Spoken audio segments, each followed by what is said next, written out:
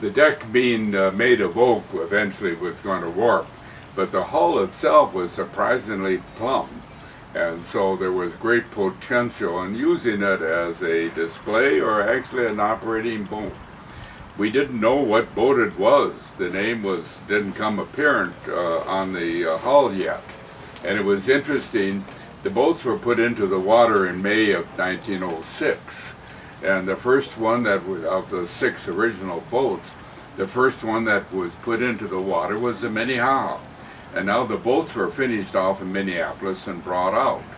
And it was significant that the first one was the Minnehaha, because we thought the boat might be the Hopkins, and the Hopkins had become the Minnetonka, and the Minnetonka was operated into the 40s as a boat. It was no longer a steamboat, it was a diesel at that time, and there were people that thought it might be the Hopkins. And then the streetcar company, corporation, while not operating streetcars anymore, was still legally in existence, and they didn't want the hull. Their company had put it into the water around 1925, and they were not interested. And it was stripped of everything valuable, of course, and it was just the hull. But after a couple of days, the name came out, and it was the Minnehaha, and that was just great. Here was the first streetcar boat or fast express boat to go into the water, and here was the first one to come out of the water, and we had the hull. Now, we didn't know what to do with the hull, and it sat there for a number of years in the dredging company's yard, and eventually there was a thought that we could obtain title to it and try to do something with it. My wife and I incorporated a nonprofit corporation called the Inland Marine Interpretive Center, and the state of Minnesota gave me a document saying that we owned the boat. But there was a restrictions with it. The boat had to be restored or used in some way of progress on the boat over the period. Now, my wife and I, Laverna, tried to raise some money, and we did. But the boat works wanted a monthly or yearly fee to keep the boat there, so that took off some of the money that we raised. And eventually we kind of ran out of money, and we didn't get a good group together and a good home for it to restore the boat. And a few years later, in the around 1989, 1990, Leo Maloche came along. Now, Leo, I went to high school with him, and he was known as Chad Loche in high school, and he was now retired and lived over on the lake. And another man who came along too, who had also worked for IBM with Leo, and that was Jim Oglen. And now I knew Jim Oglen from 1965 when we served on a park board together in Orono, where I live. And so it was kind of an interesting group that came together. And then there was Bob Bowles, who was a local merchant and had an investment along with 2 partners in a building called the Excelsior Mill, which was the old Lambert Yard. And we thought at one time the Lambert Yard then was for sale in 1985, and there was some thought that if I could raise enough money we could buy the yard, and that's a place where we could restore the boat. But Bob Bowles, along with Chuck Babcock and Bart Baker, bought the property to do the property as a retail outlet, and so that didn't go. But when Leo came along, we thought, well, now we could take my Inland Marine Interpretive Center that my wife and I had created, and we could operate a restoration around that corporation, and perhaps put a building up somewhere and raise enough money so that the boat. Now, I had thought originally that the boat could be a static display using the original hull, but there was interest, and other people suggested that the hull could be replaced, rebuilt, and piece by piece. Take one board off and put another board in and create a boat, an operating boat that could be on the lake. And of course that would be the optimum. That would be something that everybody would want to do. you can just imagine how interesting it would be to have a steamboat again on the lake, almost 100-year-old boat plying the waters. And now we wanted to use that, and we wanted to go through it. And I suggested that we had a board, and create a board that would be on for the nonprofit group that I had created, and would have a financial officer, and any contributions would come in through the financial officer and be paid out on a budget.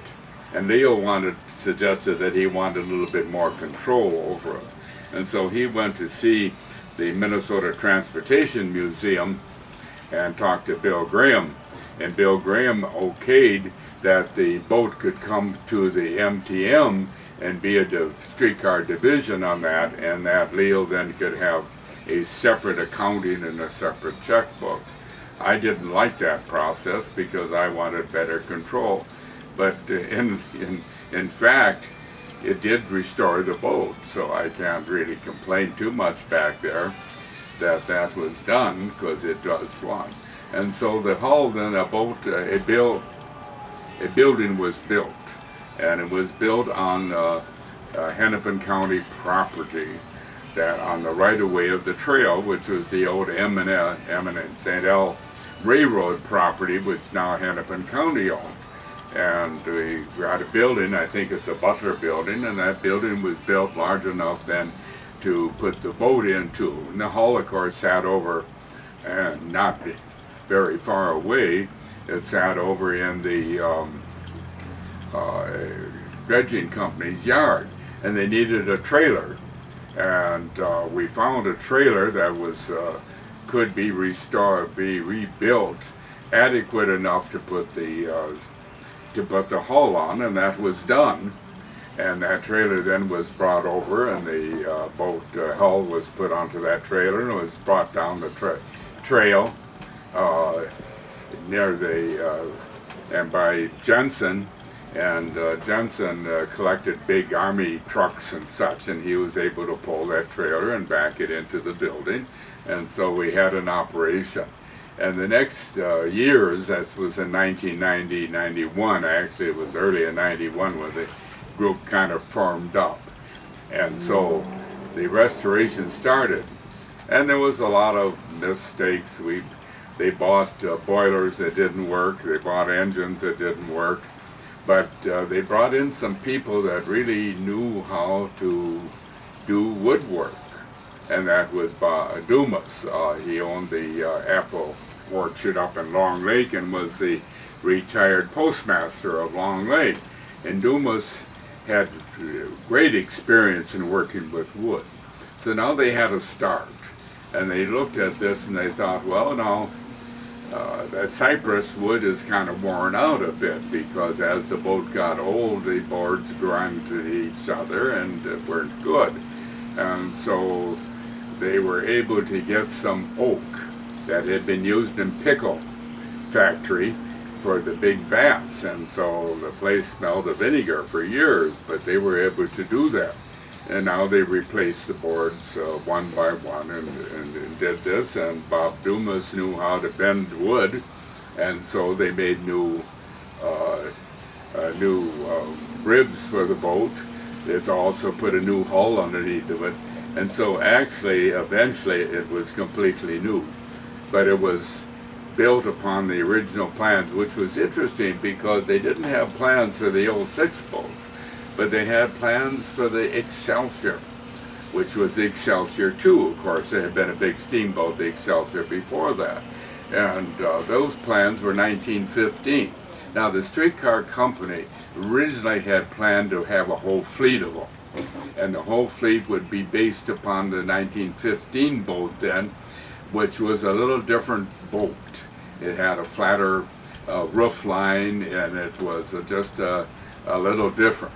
But we had plans for it, and those plans then were able to build a boat around this hull, which they did. The thing is, by 1915, the idea of fast express boats on the lake, steamboats, was out of date already. It was the express boats came too late in the history of the Lake Minnetonka. By the time of 1910 to 1915, then the people had automobiles, and now you could drive around. And while the gate across the Narrows from the south side of the lake to the north side of the lake, you had to take a ferry boat. Eventually, then, of course, there was the bridge built. And so people then could drive around the lake and go from Excelsior to Wayzata by car. I have a 1910 Ford, and I say my 1910 Ford was one of the reasons that eventually the streetcar boats went out of existence. And so there was a change. But the boats were interesting, and the boat was a kind of a symbol of the history. And we have to give Ross McGlasson and Jim Oglen and Leo. And I had a little problems with Leo. It's interesting. I'd criticize something or suggest something, and he'd write me a letter and said, "That's not true. No, it isn't true at all. You shouldn't have said that at all." Next day after I got the letter, he'd come in and said, "I need a favor. Can you do this for me?" Well, I would do it, of course. That was saying he was an old friend of mine, and now we're both old in age.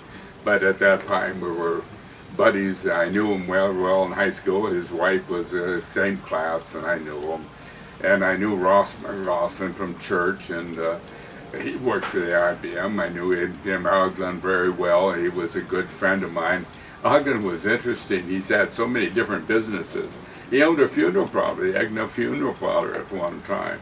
He was also one of the original people involved in the Wooden Bird, and which became a chain of and publishers of outdoor prints and material and such. He's also, Jim, he rides a high-wheel bicycle. He graduated from high school in 1949 in Mound, and I graduated with Leo in 1950 in Minneapolis. But what was interesting, Oglen could ride a high-wheel bicycle. He rode a high-wheel bicycle from the Atlantic Ocean to the Pacific Ocean. And in fact, I called him. I had to get in touch with him, and I called his cell phone at one time.